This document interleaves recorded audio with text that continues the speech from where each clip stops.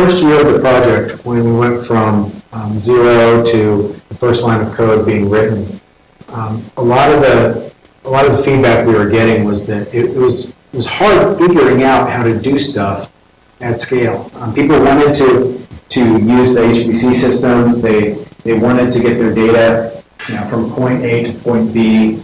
They wanted to do some analysis. They wanted to share their stuff with other people. All the things that you would imagine people would say, but they just didn't know how to do it. Like, there were a lot of good solutions, but there weren't a lot of good integrated solutions. You just didn't have a platform out there. I kind of liken it to laying out a bunch of pieces of Swiss cheese on a table and then saying, okay, walk across the table. Well, that's really hard to do without stepping in one of the holes. So we started working on the Evaluate API really just as a prototype, to give people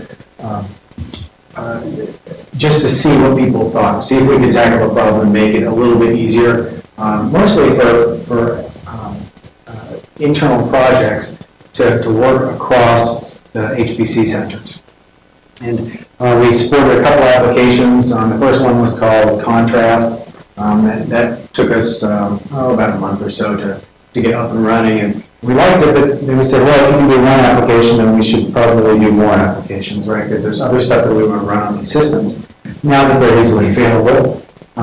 Then we said, well, we need data movement to make that easier. And by the way, I'm not just moving stuff from between GridFTP servers, or I'm not moving it between web servers. I may want to move it from A to B using protocol C and protocol D to do so. So we had to support that file, and then once you do that, you have to deal with multiple authentication scenarios.